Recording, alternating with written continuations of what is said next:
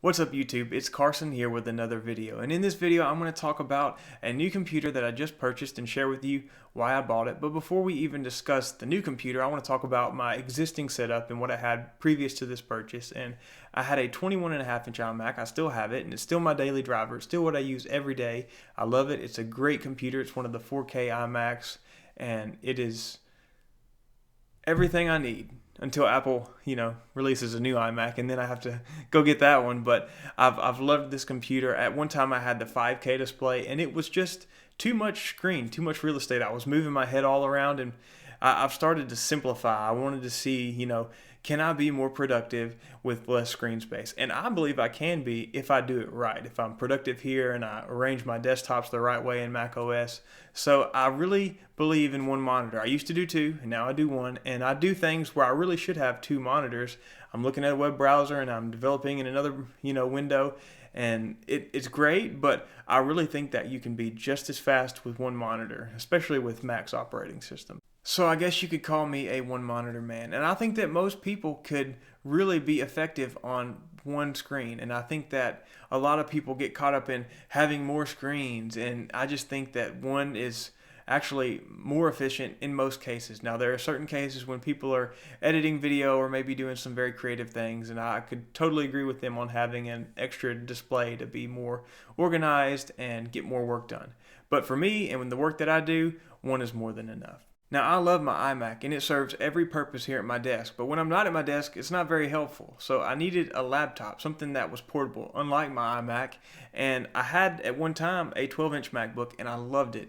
I thought it was the perfect size for on-the-go travel. It's kind of like the size of an iPad, but running Mac OS, and I loved that concept of having just a super lightweight computer for getting little things done on the go, and I really enjoyed it. But I sold it in anticipation for these new MacBook Pros, and I was waiting for them to come out. Then they came out, and I was pretty excited about it, but then I saw the price tag and I was like, whoa, that is a lot of money, and it's overkill for what I needed. I just needed something light, on the go, getting work done when I'm not here. And these MacBook Pros, yeah, they're great, but they're super expensive.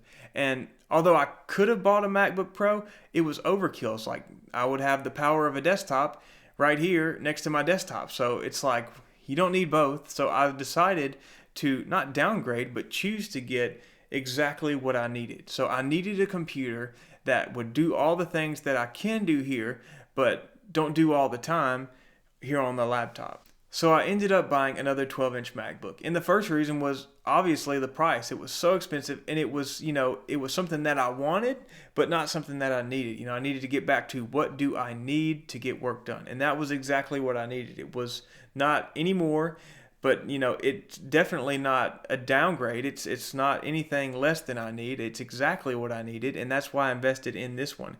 Now, I could have gotten a MacBook Pro with no touch bar for about the same price. Best Buy has the 13-inch MacBook Pro without a touch bar for $100 off.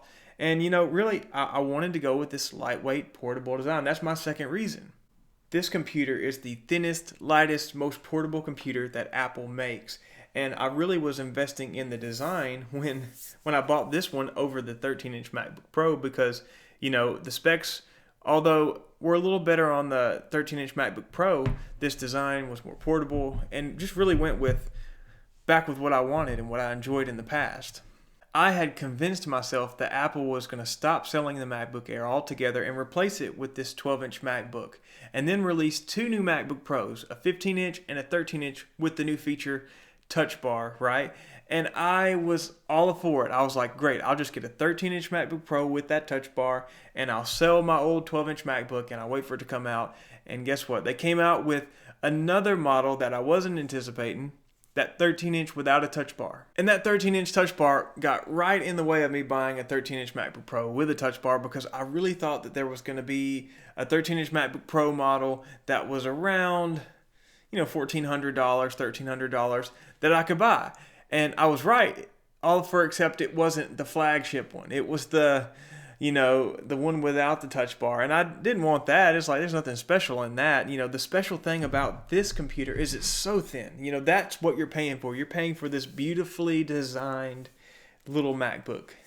And I really do love it. And I'm glad that I purchased this again as opposed to getting the MacBook Pro without the touch bar, because if I would have got the MacBook Pro model and had to deal with that, pound more of metal, I would have just got the touch bar model, just what I wanted. But I ended up going with this route. It was exactly what I needed, nothing more. I could have gotten the touch bar model, but I really didn't need it, and I understood that these iMacs are probably going to get updates soon, and we're probably going to get to see a touch bar that you can buy separately. So everybody can have a touch bar for a few $100 probably.